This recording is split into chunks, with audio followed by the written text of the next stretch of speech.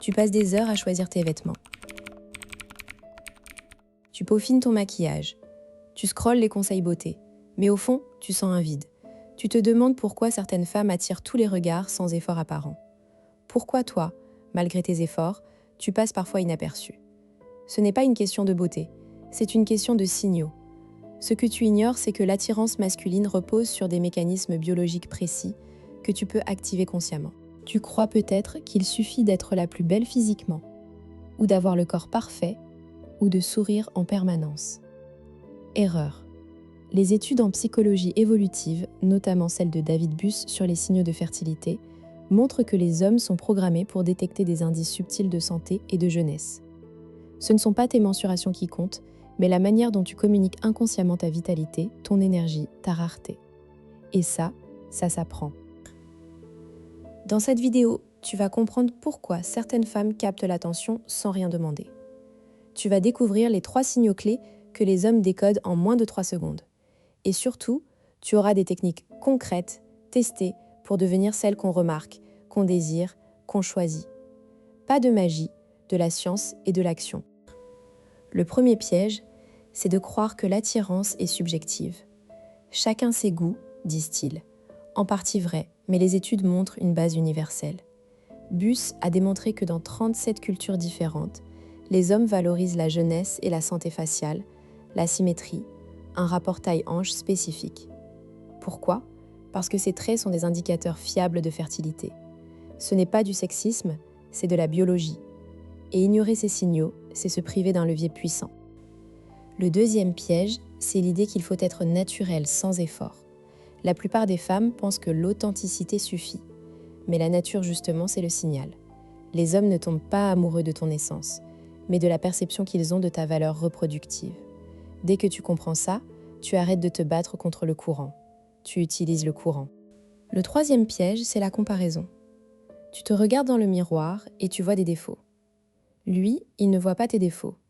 Il voit un tout, ta posture, ton regard, ton énergie. Il évalue ta santé, ta disponibilité, ta confiance. Tout ça en une fraction de seconde. Si tu es obsédé par tes complexes, tu envoies un signal de faiblesse. Et ça, c'est le pire repoussoir. Le mécanisme fondamental, c'est la détection des signaux de fertilité. Buss les a classés en 3 catégories: les signaux physiques, peau claire, symétrie, tonicité, les signaux comportementaux, énergie, sourire, regard franc, et les signaux sociaux, statut, popularité. L'homme, en tant qu'investisseur parental, cherche à maximiser ses chances de descendance. Il est donc attiré par tout ce qui indique une femme en bonne santé, jeune et capable de porter un enfant. Ce n'est pas conscient, c'est archaïque. Concrètement, ce qui fait la différence, ce n'est pas d'être la plus belle du village, c'est d'être celle qui envoie le plus de signaux positifs. Et ces signaux, tu peux les amplifier. Par exemple, une étude de l'Université de St Andrews a montré que les femmes qui sourient légèrement et qui ont les pupilles dilatées sont jugées plus attirantes. Pourquoi ? Parce que la dilatation des pupilles est un signe d'excitation et d'intérêt. Subtil, non ? Mais ça marche. Prenons le cas d'Élise, 34 ans, directrice d'école maternelle à Toulouse. Élise n'est pas mannequin. Elle mesure 1,62 m, a des formes généreuses, des cheveux bouclés qu'elle juge indomptables. Elle est célibataire depuis 2 ans après une rupture difficile. Son problème, elle se sent transparente. Elle sort, elle rencontre des hommes, mais ils ne la remarquent pas vraiment. Un soir, lors d'un apéritif entre amis, elle discute avec un collègue, Julien. Julien est beau, sportif, plutôt populaire. Élise se dit qu'il ne la regardera jamais. Mais ce soir-là, elle décide d'appliquer une technique simple. Elle arrête de se cacher derrière ses cheveux, elle redresse les épaules, elle pose des questions sincères, elle parle de son métier avec passion, elle ne force pas le flirt. Et pourtant, Julien change d'attitude. Il se rapproche, il la fixe, il la complimente sur son regard. Élise est surprise, elle a simplement arrêté de se diminuer. Quelques jours plus tard, Julien l'invite à boire un verre. Élise accepte, mais elle stresse. Elle veut tellement bien faire qu'elle en devient rigide. Elle se force à parler, à rire, à être parfaite. Résultat, la soirée est plate. Julien la raccompagne poliment. Elle comprend qu'il n'y aura pas de deuxième rendez-vous. Pourquoi ? parce qu'elle a envoyé un signal d'effort, pas de naturel. L'homme ne veut pas d'une performance. Il veut une femme qui rayonne. L'énergie forcée, ça se voit. Bus dirait que le manque de spontanéité est interprété comme un stress, un déséquilibre hormonal potentiel, pas attirant. Élise aurait dû appliquer ce qu'on appelle la stratégie de la rareté calme. Au lieu de vouloir prouver sa valeur, elle aurait dû montrer qu'elle est une personne complète, déjà heureuse, et que sa présence est un bonus. Un homme qui sent que tu es en demande baisse inconsciemment ta valeur. À l'inverse, si tu es détachée et pleine d'assurance, tu deviens plus désirable. Nous y reviendrons. Comment reconnaître chez toi si tu envoies les bons signaux? Voici 3 indicateurs. 1. Les hommes viennent-ils vers toi spontanément? Si oui, tes signaux sont positifs. Sinon, il y a un blocage. 2. Quand tu entres dans une pièce, sens-tu des regards? Pas besoin d'être exhibitionniste, mais si tu passes inaperçu, c'est que tu ne projettes pas assez. 3. Les hommes te complimentent-ils sur autre chose que ton physique? Si on te dit « t'as une bonne énergie » ou « t'es intéressante », c'est bon signe. Sinon, tu es peut-être trop dans l'apparence et pas assez dans la présence. Un self-diagnostic rapide. Filme-toi en train de parler pendant 30 secondes. Regarde la vidéo sans le son. Observe ta posture, ton regard, tes gestes. Est-ce que tu souris franchement? Est-ce que tu tiens le regard? Est-ce que tu as les épaules en arrière? Si tu vois de la timidité, de la crispation, c'est le premier levier à travailler. Comprendre ces signaux change tout. D'abord, ça t'évite de te focaliser sur ce que tu ne peux pas changer. Tu n'as pas besoin d'être une gravure de mode. Tu as besoin de soigner ta vitalité, sommeil, alimentation, posture, sourire. Ensuite, ça te libère du jugement. Tu sais que l'attirance n'est pas un caprice, c'est un mécanisme. Tu peux l'activer sans te trahir. Enfin, ça te rend plus confiante. Quand tu sais ce que tu fais, tu arrêtes de douter. Conséquences pratiques. Tu vas attirer des hommes de meilleure qualité. Les signaux de santé et de confiance sont universels.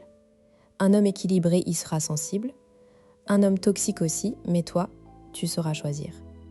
Tu ne seras plus en compétition avec les autres femmes parce que tu joues un jeu différent, celui de l'authenticité stratégique. Première technique, le regard prolongé sans pression. Quand tu parles à un homme, regarde-le dans les yeux pendant 3 à 5 secondes, puis regarde brièvement ailleurs, puis reviens. Ce signal active le système d'attachement. Ça crée une intimité rapide. Attention, ne fixe pas comme une psychopathe. Le regard doit être doux, accompagné d'un demi-sourire. Tu peux même dire « j'aime bien te regarder ». Pas trop tôt, un peu après quelques échanges, ça désarme. Exemple concret. Tu es à une soirée. Tu vois un homme qui t'intéresse. Tu ne fonces pas. Tu le regardes de loin, tu croises son regard, tu souris légèrement, tu détournes les yeux. Puis, tu te rapproches naturellement. Quand vous parlez, tu utilises le regard prolongé. Au bout de 2 ou 3 échanges, tu ajoutes un petit compliment sincère. Tu as un regard très expressif. Il va fondre. Deuxième technique, l'ancrage sonore. Utilise ta voix de manière modulée. Les hommes sont sensibles à la hauteur de la voix. Une voix plus grave que la moyenne chez une femme est considérée comme plus mature et plus confiante. Mais attention, ne fais pas ta grosse voix. Parle lentement, en descendant légèrement en fin de phrase. Évite les questions qui montent dans les aigus. Exerce-toi à dire des phrases comme « Je suis contente de te voir » avec un ton posé. La voix trahit tout. Si tu stresses, tu parles vite et aigu. Contrôle ton débit. Troisième technique, le signal de statut différé.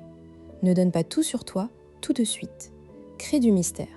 Quand on te demande ce que tu fais dans la vie, ne réponds pas par une liste exhaustive. Dis « Je travaille dans l'éducation, mais c'est un peu particulier. Je te raconterai une autre fois. » Laisse suspens. Ensuite, quand tu parles de tes passions, préfère des activités qui montrent de la vitalité et de la rareté. Danse, escalade, voyage hors des sentiers battus. Pas Netflix. L'homme veut une femme qui a une vie riche. Un exemple. Tu es à un événement. Un homme te demande si tu fais du sport.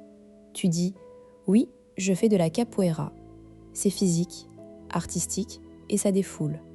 Il ne connaît peut-être pas, mais il imagine une femme dynamique, flexible, courageuse. Tu viens de lui vendre ton unicité. Tu te dis peut-être « Mais si je joue un rôle, je ne suis pas authentique. » Détrompe-toi, tu es déjà en train de jouer un rôle, celui de la femme qui doute, qui se cache. Le vrai toi, c'est celle qui a confiance. Tu ne fais que révéler ta meilleure version. Pas de manipulation, juste une optimisation de tes atouts. Autre objection, les hommes ne remarquent pas ces détails. Faux, ils ne les remarquent pas consciemment, mais leur cerveau les traite. Une étude de l'UCLEA a montré que les hommes prennent en moyenne 100 millisecondes pour juger de l'attirance d'un visage. Leur décision est prise avant qu'ils aient le temps de réfléchir. Donc chaque microsignal compte. Enfin, je n'ai pas le temps d'apprendre tout ça. Mais si, c'est automatique dès que tu en prends conscience. La première semaine, concentre-toi sur le regard. La deuxième, sur la voix. La troisième, sur les sujets de conversation. Au bout d'un mois, tu auras changé ton aura. Tu es venu ici parce que tu voulais savoir comment être la plus sexy pour un homme. La réponse n'est pas dans un maquillage parfait ou une robe chère. Elle est dans les signaux que tu émets. La science prouve que l'attirance se décode et se programme. À toi de jouer.